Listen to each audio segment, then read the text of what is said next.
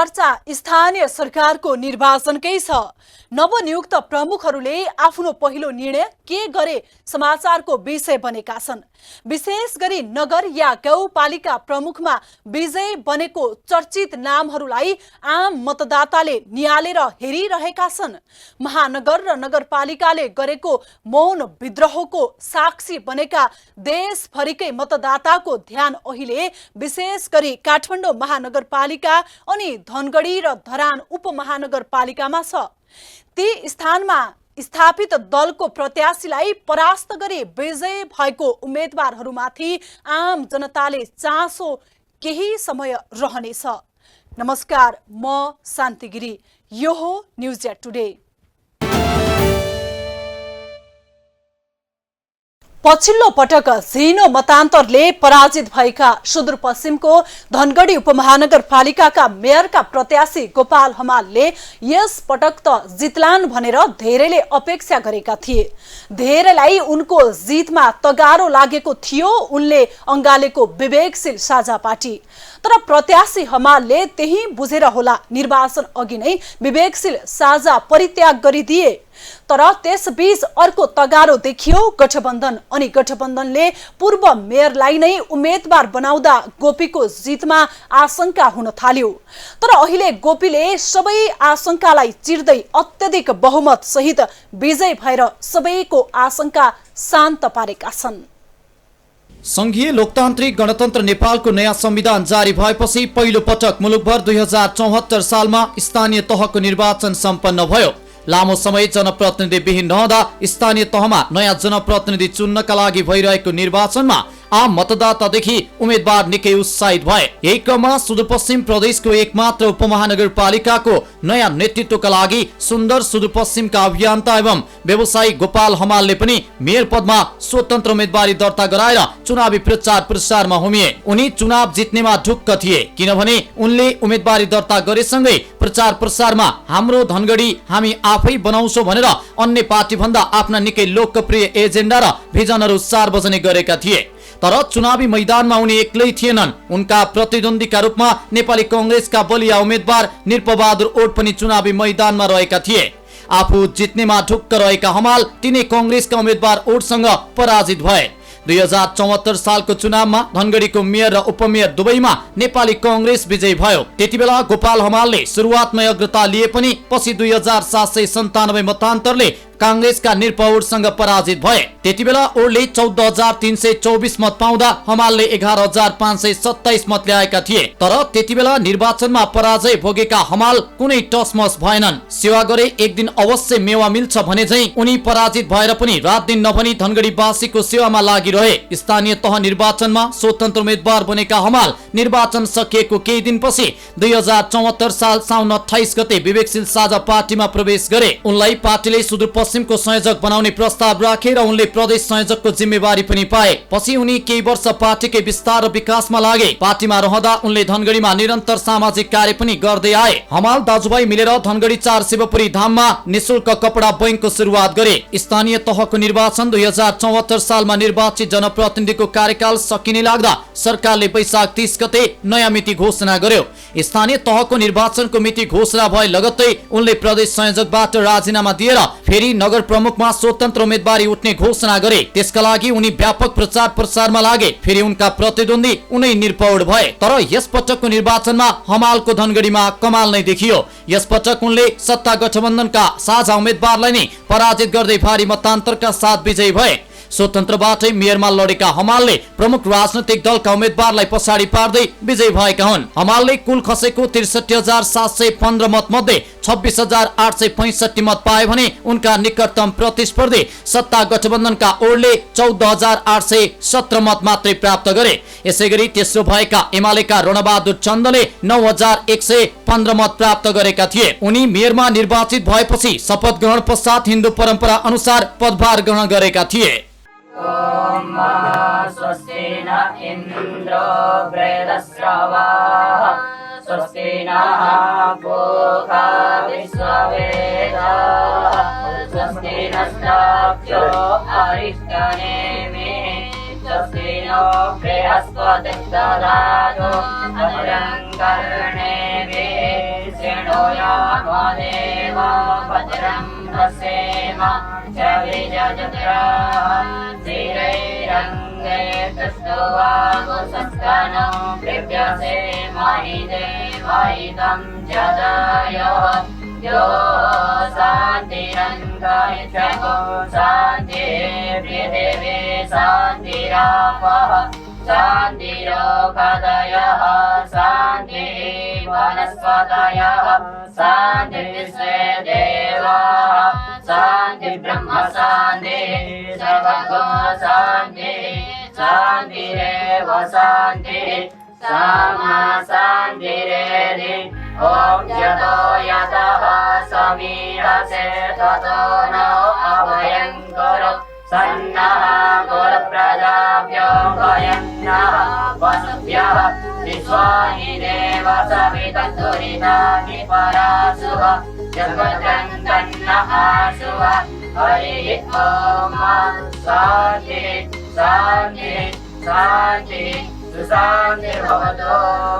नवनिर्वाचित मेयर हमालले धनगढीको पञ्चवर्षीय योजना निर्माण सम्बन्धी प्रस्ताव सदर गर्दै पदभार ग्रहण गरेका हुन्। उनले प्रमुख प्रशासकीय अधिकारी रामलाल श्रेष्ठले पेश गरेको फाइलमा हस्ताक्षर गर्दै सो निर्णय गरेका थिए। सो प्रस्तावमा आगामी आर्थिक वर्ष 2079-80 देखि 2083-84 सम्मको पहिलो पञ्चवर्षीय आवधिक योजना बनाई कार्यान्वयनमा लैजाने उल्लेख छ। मेयरमा निर्वाचित भएपछि हमालले धनगढी उपमहानगरपालिकाको कुनै सेवा सुविधा नलिने, भ्रष्टाचार नगर्ने र गर्न नदी धनगढी मोडल स्थापित गर्ने घोषणा गरेका छन्। पहिलो त धनगढी उपमहानगरपालिकाले पहिलो पटक चाहिँ नि पञ्चवर्षीय आयोजनाको लागि योजना बनाउनलाई आज पहिलो निर्णय मैले गरेको छु हैन। अब चाहिँ हामीले पहिले पनि भन्दै आएको कुरा के हो भने प्राथमिकताको आधारमा हामी विकासलाई अगाडि लान्छौँ भन्ने कुरा चाहिँ नि आज हामीले सुरुवात गर्यौँ। किनभने पञ्चवर्षीय योजना अहिलेसम्म यहाँ लागू भएको थिएन। अब आजका मितिदेखि एउटा नयाँ युगको सुरुवात गऱ्यौँ। अब पञ्चवर्षीय योजना लागू भइसकेपछि अब अर्को चाहिँ नि बेलामा पनि यस्तै खालको एउटा परिपाटी जो चाहिँ नि दिगो विकासको अवधारणा अन्तर्गत यो अगाडि बढाउने काम चाहिँ नि हामीले सुरुवात गऱ्यौँ आज पहिलो दिन। को हुन् त हमाल? सुदूरपश्चिम प्रदेशका एक सफल व्यवसायीका रूपमा पहिचान बनाएका गोपाल हमाल गोपी दाईका नामले सुपरिचित छन्। कैलालीको तत्कालीन मनिकापुर गाविसको झन्झटपुरमा बुवा कृष्ण प्रसाद र आमा झरेन्द्र देवीको कोखबाट 2020 साल जेठ 16 गते हमालको जन्म भएको थियो। धनगढी स्थित नगर माध्यमिक विद्यालयमा अध्ययन गरेका हमालले कैलाली बहुमुखी क्याम्पसबाट उच्च शिक्षा हासिल गरे। उनी भारोत्तोलनका राष्ट्रिय खेलाडी समेत हुन्। युवा उमेरदेखि नै व्यापार व्यवसायमा रुचि राख्ने हमालले पहिलो व्यवसाय सानो टिनको बाकस बनाउँदै सुरु गरेका थिए। उनी अहिले दिनेश ग्रुपका मालिक बनेका छन्। दिनेश ग्रुपका नामले सुदूरपश्चिममा सञ्चालित उनका छुट्टा छुट्टै व्यापार व्यवसायमा अहिले 100 जनाले रोजगारी समेत पाएका छन्। हमालले धनगढी र सुदूरपश्चिममा थुप्रै सामाजिक संघ संस्थाको कामको नेतृत्व समेत गरेका थिए। धनगढी विमानस्थलका लागि 1 पैसा अभियान पनि चलाएका हमालसँग विभिन्न सामाजिक संघ संस्थामा आबद्ध भएर काम गरेको अनुभव पनि छ। 2042 सालमा धनगढीमा ब्लड बैंक स्थापना गर्ने भन्दै स्वर सम्राट नारायण गोपाल हरिवंशाचार्य र मदन कृष्ण श्रेष्ठको एकल साँझको आयोजना गरियो। यसको नेतृत्व पनि हमाल आफैले गरेका थिए। त्यसयता उनले कहिले सुन्दर सुदूरपश्चिम त कहिले गन्तव्य सुदूरपश्चिम भन्दै प्रदेशलाई चिनाउने अभियान नै चलाए। कैलाली उद्योग वाणिज्य संघको अध्यक्ष हुँदा सुन्दर सुदूरपश्चिम अभियानको थालनी गरेका हमालले उक्त अभियान मार्फत हमालको नेतृत्वमा सुदूरपश्चिममा सम्भावना छ भनेर चिनाउने प्रयास समेत भयो। सुदूरपश्चिमका सम्भावनाको 1000 तस्बिर देशव्यापी रूपमा प्रदर्शनमा लगिएपछि उनी उक्त अभियानबाटै चर्चामा आएका थिए। त्यसैले उनलाई सुन्दर सुदूरपश्चिमका अभियन्ताका परिकल्पनाकारका रूपमा पनि लिइन्छ। 1.5 दशक अगाडि कैलाली उद्योग वाणिज्य संघको अध्यक्ष हुँदा संघले सर्वोत्कृष्ट शाखाको पुरस्कार समेत प्राप्त गर्यो। हमालले अहिले धनगढी उपमहानगरपालिकामा निशुल्क कपडा बैंक र निशुल्क महाप्रस्थान यान समेत सञ्चालनमा ल्याएका छन्। उनीबाट धनगढी वासीले ठूलो अपेक्षा गरेका छन्। अब त्यो अपेक्षा अनुसार हमालले काम गर्छन् वा गर्दैनन् त्यो कुरा उनको आगामी 5 वर्ष कार्यकालले देखाउनेछ।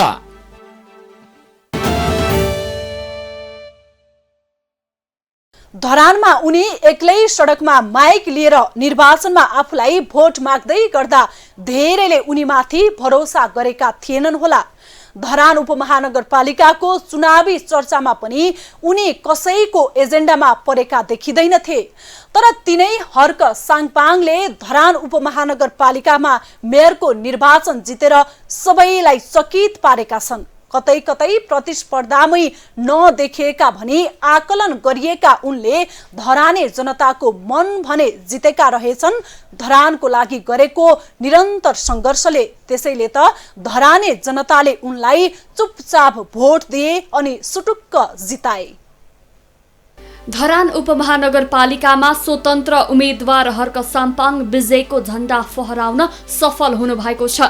कुनै दल वा कुनै समूहमा आबद्ध नभएका हर्क साम्पाङ लगातार एकहोरो सामाजिक अभियानमा लागिरहनु भएको हो।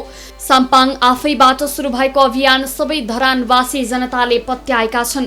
नपत्याउने खोलाले बगाउँछ भन्ने नेपाली उखान धरानको स्थानीय तह निर्वाचनमा चरितार्थ भएको छ, जसले धरानका हरेक समस्यामा नजर राखे, प्रत्येक समस्याका लागि लडे र समस्या समाधानतर्फ पहल गरे। अहिले धराने जनताले उनीलाई पत्याएका छन्।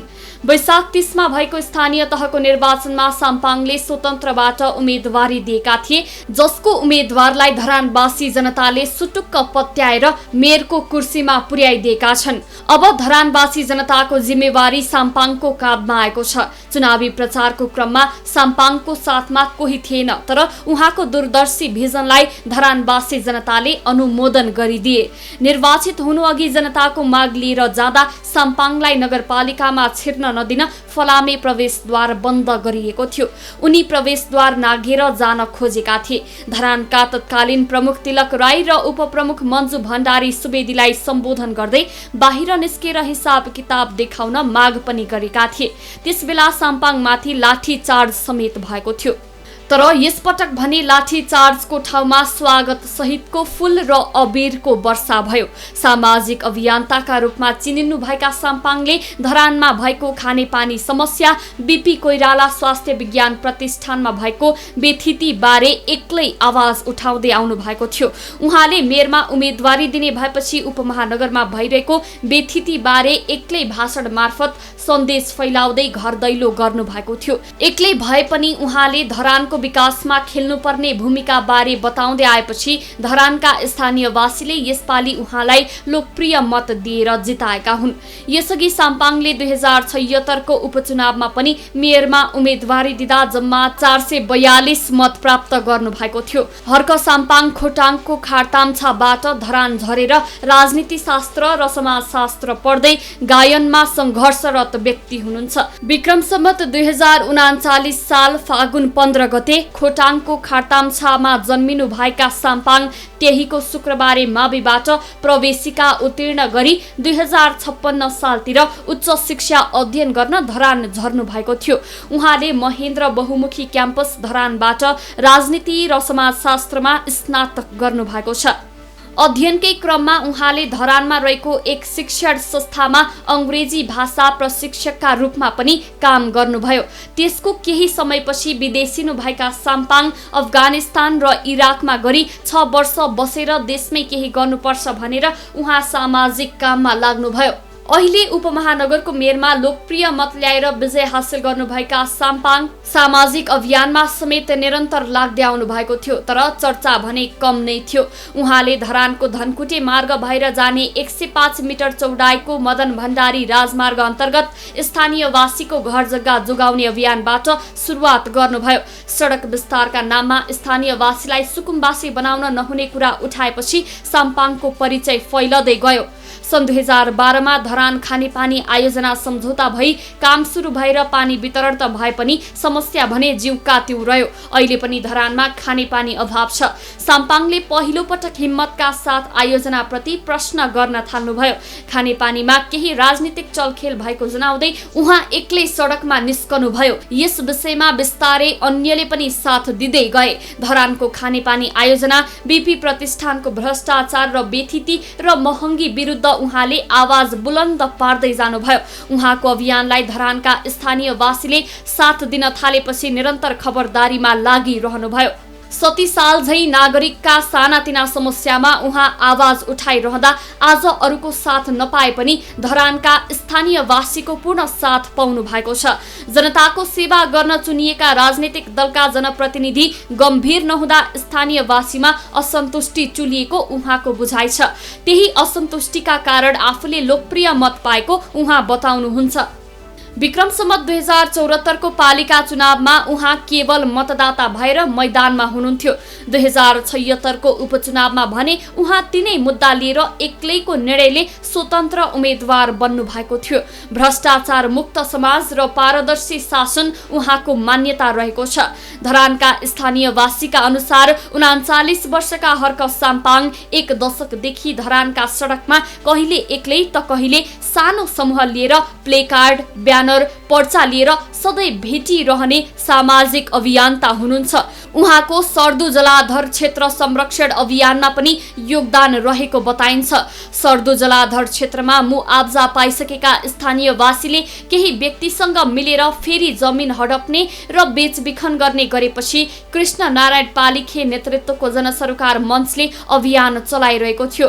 साम्पाङ पनि त्यसमा जोडिनु भई त्यही मुद्दा बोकेर हिँड्ने क्रममा कृष्ण नारायण पालिखेको मृत्यु भएपछि त्यस अभियानको काम साम्पाङले सम्हाल्नु भएको थियो।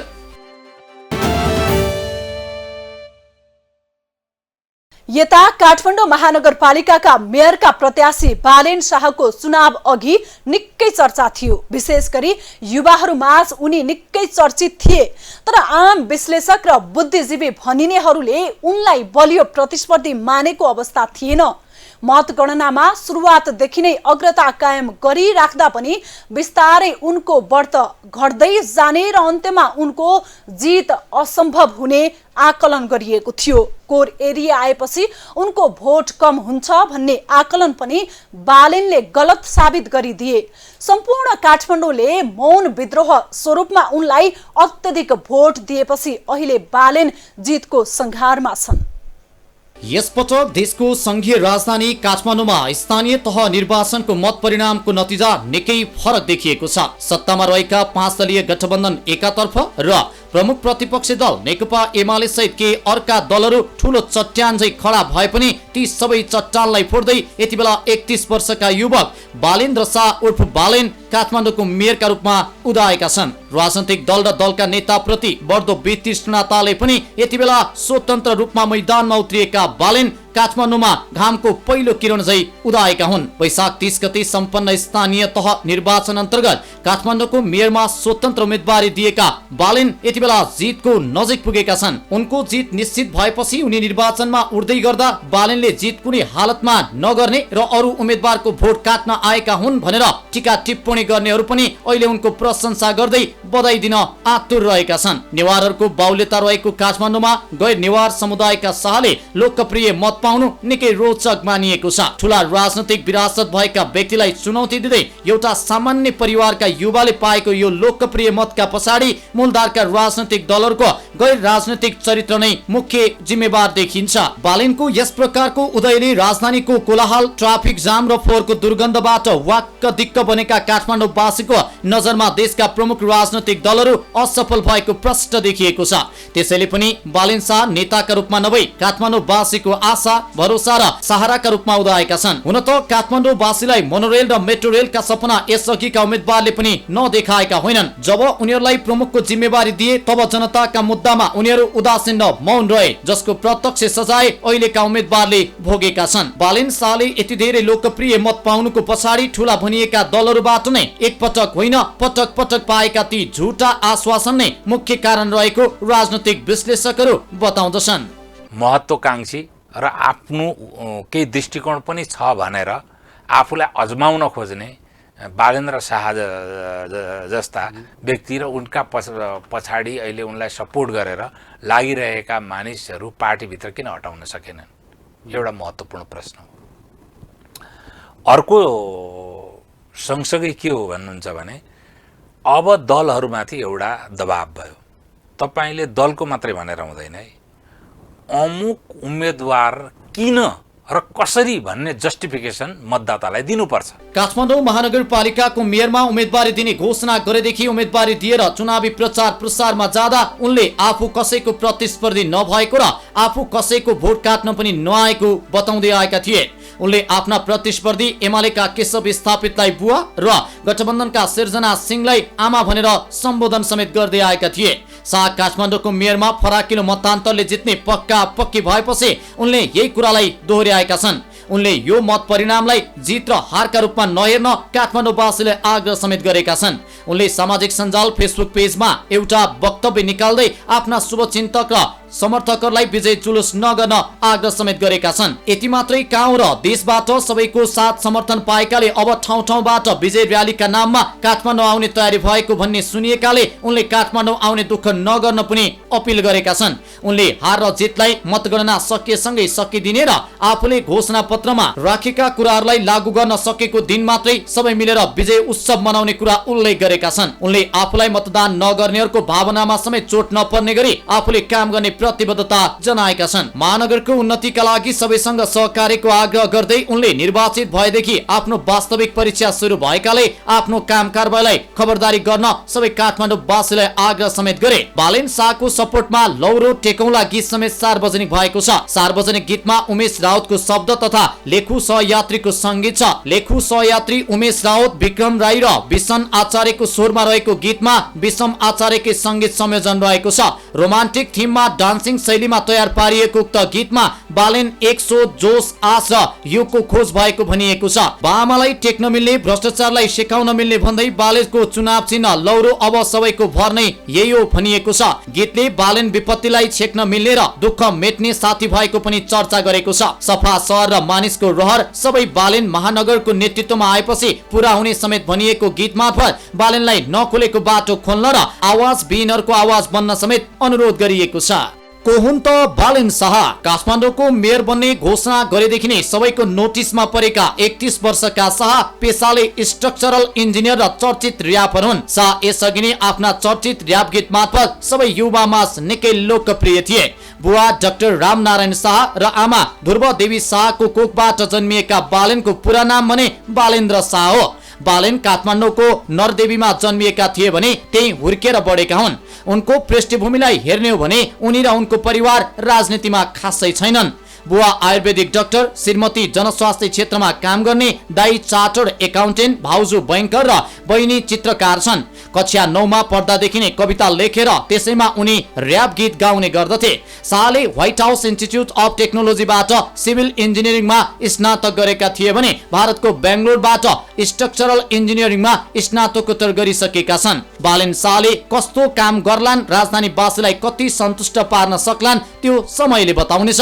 तर बालेन शाहको राजनीतिमा भएको इन्ट्रीले सबैको राजनीतिलाई बुझ्न र मान्ने मानसिकतालाई नै व्यापक परिवर्तन ल्याइदिएको छ। आफ्नो अगाडिमा आएका चुनौतीलाई पार लगाउँदै जनताको पक्षमा महसुस हुने गरी काम गरेमा भारतको राजधानी दिल्लीमा उदाएका नेता अरविन्द केजरीवाल जस्तै बालेन शाह पनि साँच्चै जनताका हिरो नै बन्न सक्नेछन्। तर त्यसका लागि काठमाडौँमा विजय भए पश्चात उनले जनताको मन जित्न सक्नुपर्छ। त्यसको एउटा मात्रै उपाय हो आफ्नो घोषणा पत्र अनुसार नै काम गर्ने।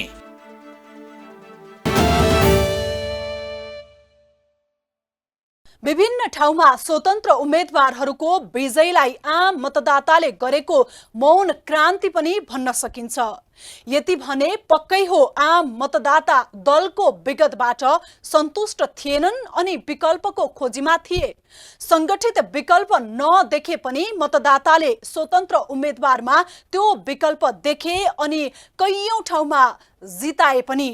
अब मतदाताले विकल्पको रूपमा देखिएका स्वतन्त्र विजयीहरू कार्यकालमा पनि सफल हुन् भन्ने आशा गरेका छन्। हस्त आजलाई न्युज या टुडे यति नै। हामी सबैलाई बिदा दिनुहोस्। नमस्कार।